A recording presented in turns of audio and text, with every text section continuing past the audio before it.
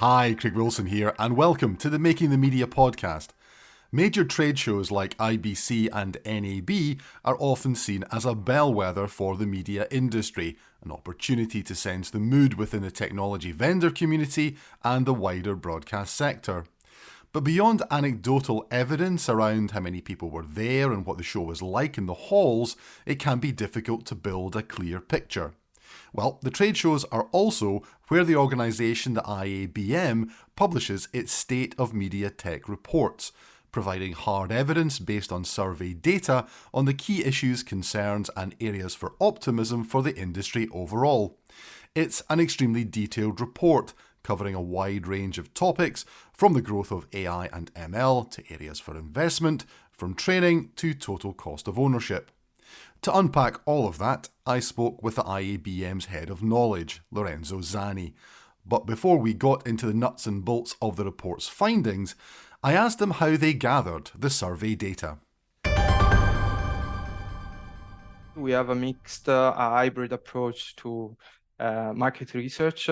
So what we have is both quantitative hard data on which is on the industry, which is based on the survey we do twice a year before NAB and before IBC show as well.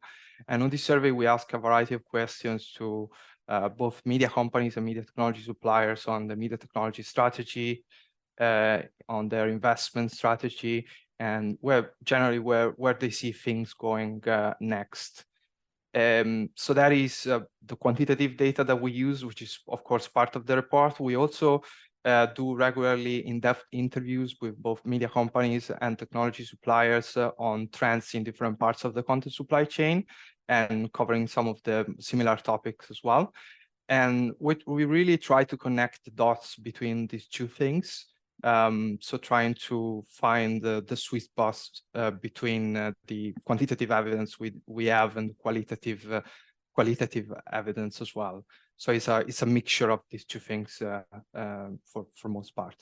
Yeah, it's interesting in mixing the two, because as you look through the report, there are some things that may appear to be counterintuitive about areas of investment, for example. We'll come on to that in a little bit. For the report that was just launched at IBC, what are the sort of headline findings from that?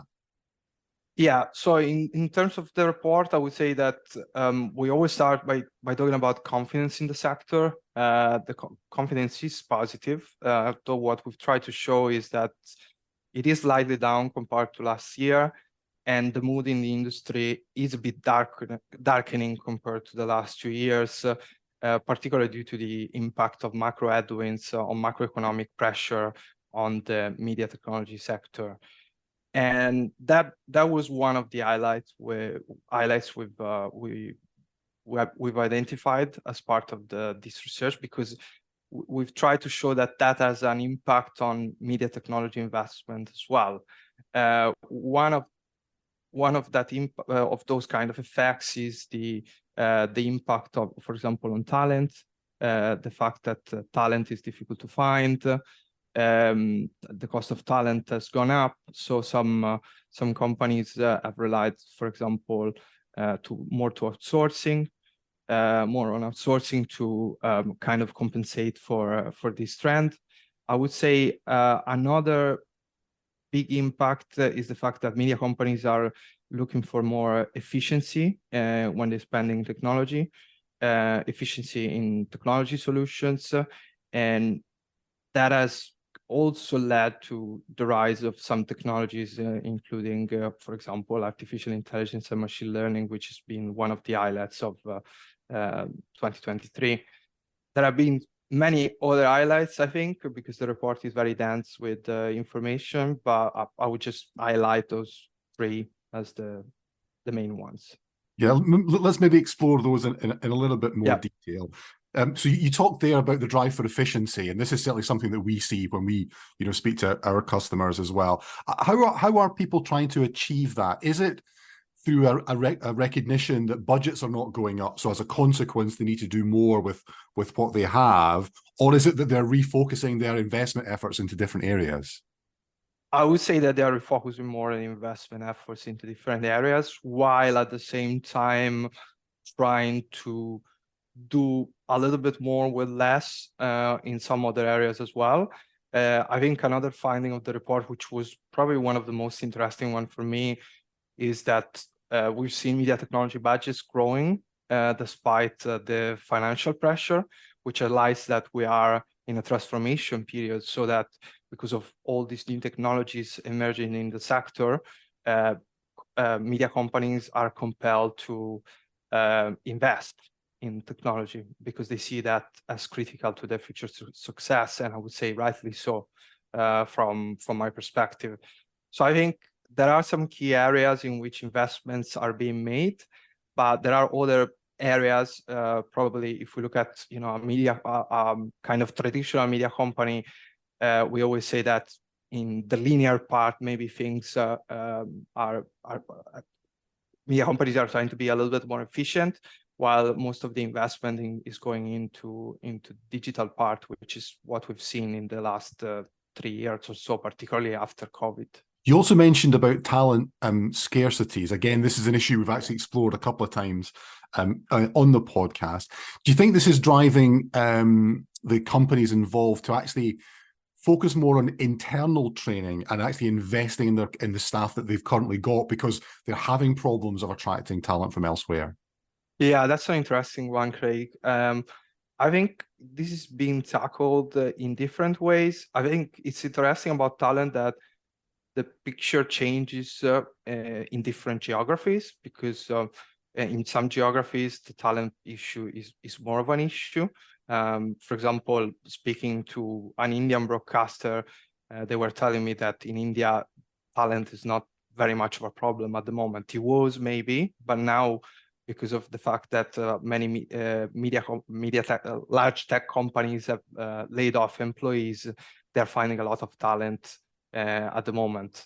I think another highlight is that more media companies are looking for training and support from vendors, which, coupled with the result on outsourcing, I think reflects the fact that media companies might be having a talent problem, a talent issue.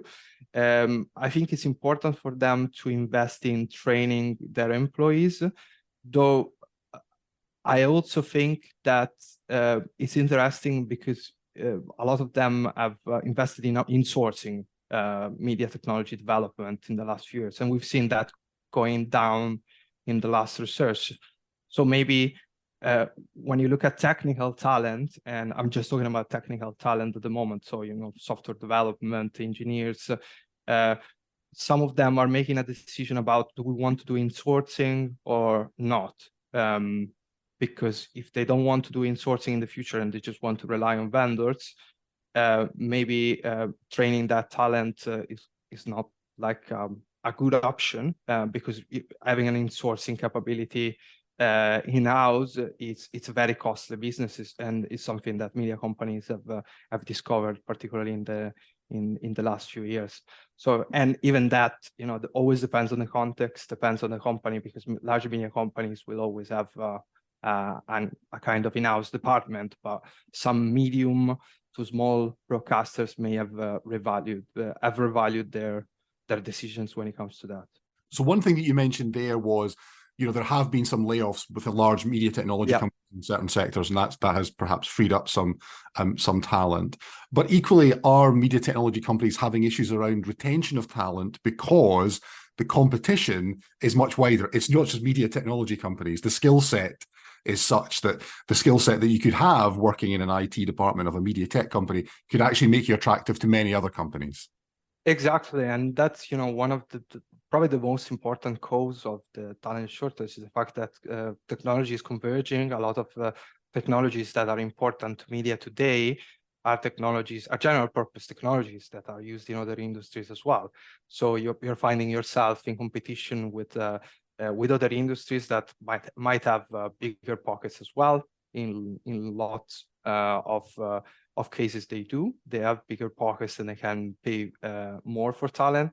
So that is certainly a bigger issue. And we did a research on talent, specific on talent this year, and we found that is one of the most important causes. In terms of retention, I think this is something that is very much disregarded.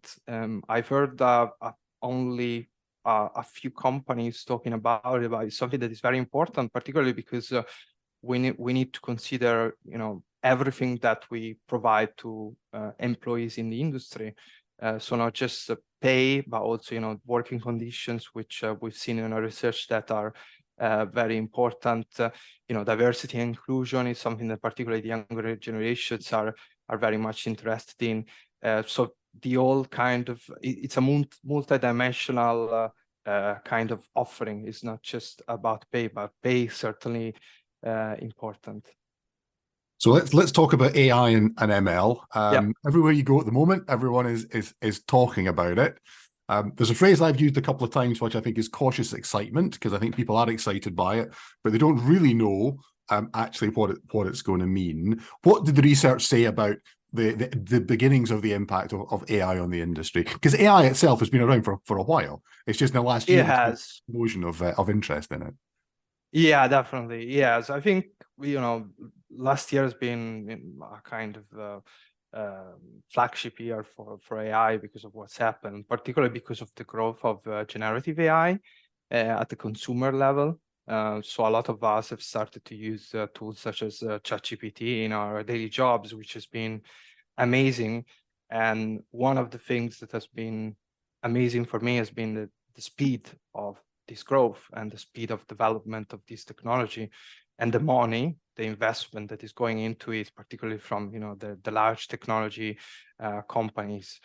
The research has highlighted that adoption of AI has increased, and AI as a technology in the trends roadmap of the sector has grown from 6th to 3rd place compared to the post-COVID period, so from 2020 to 2022. So we've seen a lot more interest in AI and a lot of more investment in it. I think one of the most interesting things is that the fact that from an application perspective, AI in the last, let's say 5 years has been mostly applied to, for example, content management and content monetization, while we're seeing now much more of a focus in less mature segments, such as content creation and production, which we think is correlated also with the rise of generative AI, which promises to be more of a relevant tool to these parts of the industry.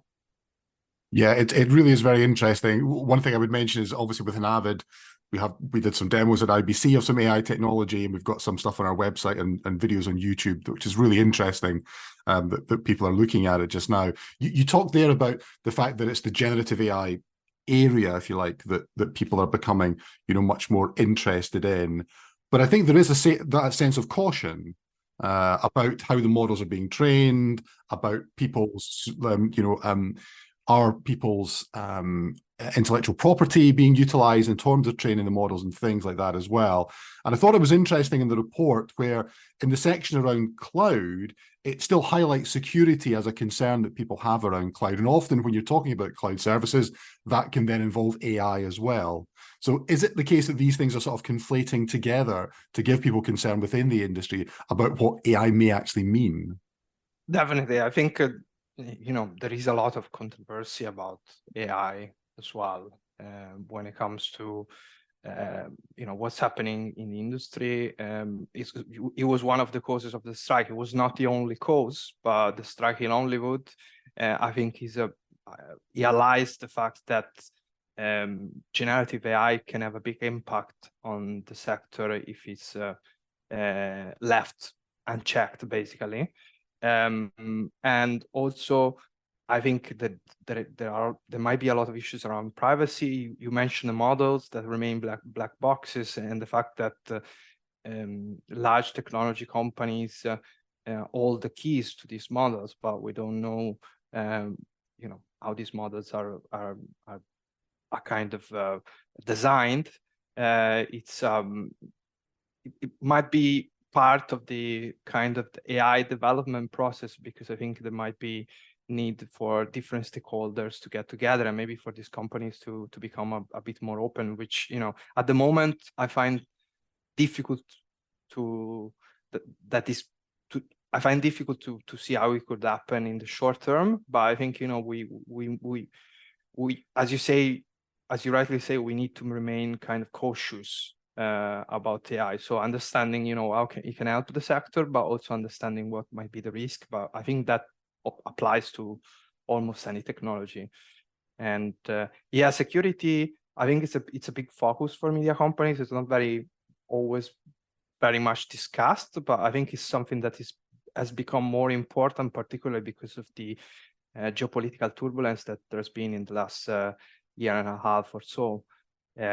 So a lot more media companies have become concerned about security, and they're still associate, you know, some of them still have some kind of, let's say, barriers when it comes, for example, to cloud adoption. And we found, interestingly, that cost before was the most important one, and now security has come back to first place, which is, you know, something that shouldn't be disregarded, in my opinion.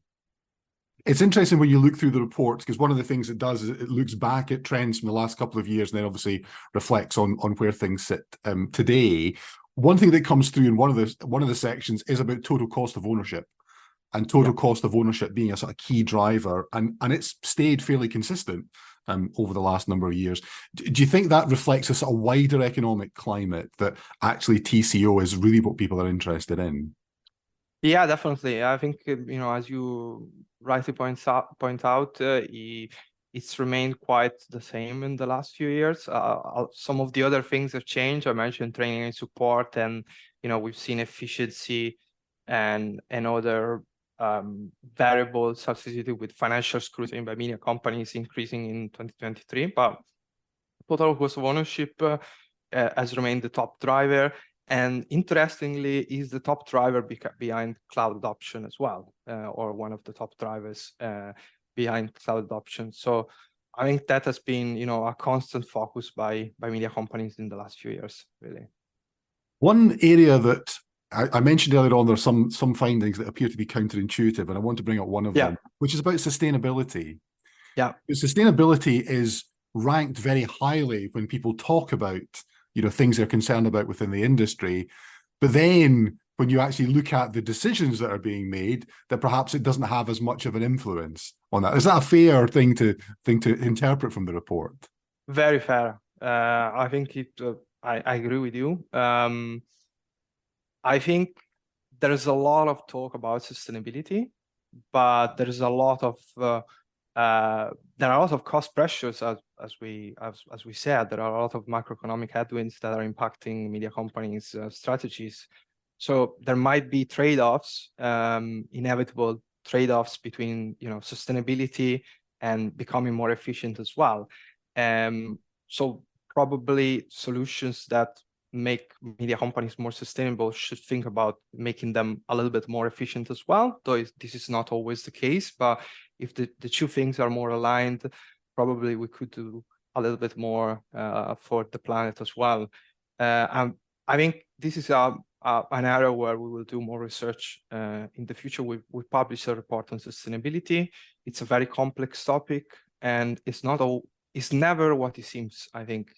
It's always counterintuitive, and I think it's very complex and very interesting. So I think it's something we should remain cautious about as well, a little bit like with AI. Another area that that's talked about in the report is actually companies looking for other verticals beyond the traditional in terms of broadcast. Explain a little bit about what that means and the kind of verticals that people are looking at. I this is another topic I absolutely love, because I think it's a very interesting trend, and it's very much related to what I was talking about when I mentioned technology convergence. So the fact that general purpose technologies are becoming more important in different industries, and particularly in the media industry, and that convergence is leading to a situation in which media technology can be applied in other industries, because for example, that are not media, because for example, these non-media industries are using more technologies to communicate with their employees or to engage with the consumers in a different way. But I also think that non-media technologies are also being used a little bit more in the media industry as well, or technologies that were not created for necessarily for the media industry are being used more in the media industry. So it goes both ways, I think. But what we've noticed is that particularly the corporate industry, an industry that is not a media industry. So let's say companies such as banks or other companies that are not media companies are increasingly relying on media technology, as I said, to both engage a bit more with their employees. In the post-COVID period, it was to engage with them remotely. Now it might be to engage with them in a hybrid setting, as I said, which is similar to what I said before about the media industry. But also to engage with consumers with, for example, more videos and more media produced on their brands. So it could be about external communications as well, and events and things like that. And I think this is a very interesting trend because it's impacting media technology, because a lot of vendors are realizing that they can tap into new industries for new money as well. And they are adapting their technology solutions sometimes to reflect that. So technology, I think, is becoming more versatile, so applicable to different use cases, and more usable, so usable by non-technical staff as well, as a result of this trend as well, which is why I think it's super interesting, because I think it will continue. One thing that's interesting from the report is that you have various quotes, both from people on the technology vendor side and also on the customer side. And I think one thing that comes through that's clear from that is that on both sides of the fence, if you like, we're in the midst of transformation. And people are at different stages of where that sort of transformation lies. Do you see any end to this, or do you see this just continuing on? This is just the way the industry is. I have to say, I respond with honesty. I think there's no end to this, in my opinion, at least in the short term. I think it will continue, and particularly because of what I said about technologies such as AI and ML changing so rapidly and so continuously. I think transformation is just here to stay with us, and it's just a new kind of, almost a new kind of mindset for media technology executives on both sides of the industry. So I think it's just here to stay. Yeah. And I think that poses challenges both for the vendors and also for the media companies themselves. When they talk about investments, are they talking about like 1 year, 3 year, 5 years? What's the sort of horizon they have if we are in this midst of transformation that's just going to continue on?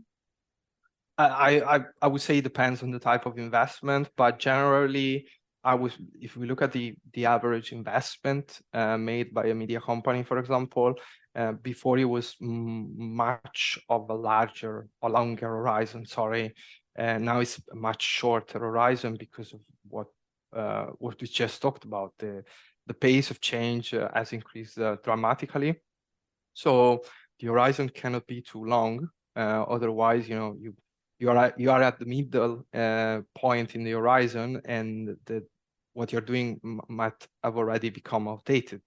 So I think the horizons of technology investment have shortened dramatically because of this, and this is something that media companies are taking into account when making investment decisions as well. And I think vendors should adapt accordingly in terms of the provision of technology solutions. That brings me on to the sort of follow-on question for that is it partly because of that that's driving subscription, because subscription is becoming a much bigger part of the industry? Yeah, I think so. I think that's part of it. And that's why I think we've seen that before COVID as well, starting a shift in terms of culture at the media companies, saying that we we don't want something that we buy and then it's the same for a lot of years and we don't get any support for vendors, but we want something that constantly changes.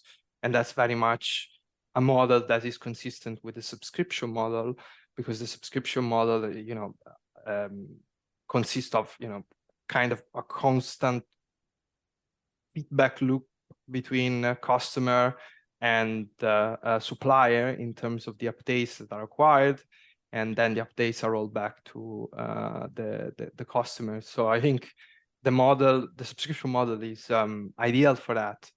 Although there are specific cases in which media companies might want different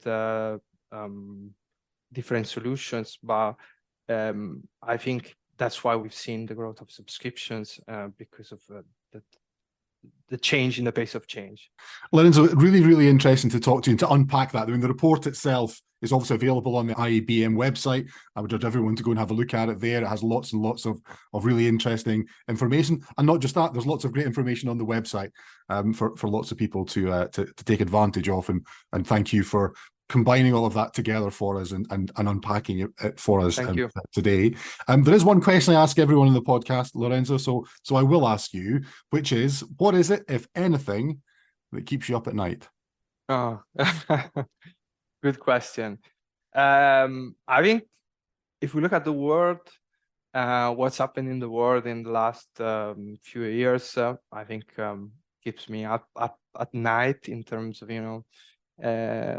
conflict, and I've recently seen Oppenheimer at the cinema, which I loved, which talks about the creation of the atomic bomb, but it's something that sometimes I think about from kind of our collective perspective, and one thing that keeps me up at night, I would say from an individual perspective, I always try to be in balance between my professional life and my personal life. Though I always have a fear of complacency, so a fear of kind of getting left behind, because of which I think is a very current fear, because of what we've discussed in this podcast as well, which is things are changing more quickly. So I always try to think about how can I become better at work, but at the same time not disregarding my personal life as well, because I want to I don't want to get left behind in my personal life as well, so dedicating my time to my hobbies, etc. etc. So I think being in balance between these two things is what keeps me up at night sometimes, because it's never perfect, is it? So it's you're always behind in an area and a little bit forward in another one. So I would probably respond in this way, though not sure if it's common. Nothing wrong with trying to strike a balance between our work and our personal lives. A good message to end on from Lorenzo there. If you want to find out more about the topics we discussed, check out the IABM's website, where you can download the report. Also, check out the show notes for a recent webinar from Avid highlighting some tech previews on potential new AI enhancements with Media Central, plus links to an article about recent newsroom developments too. What do you think about the key findings in the report?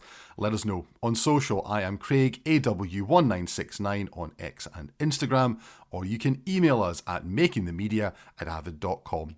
That's all for this episode. Thanks to Lorenzo, thanks to our producer Matt Diggs, and thanks most of all to you for listening. Join me, Craig Wilson, next time for more Making the Media.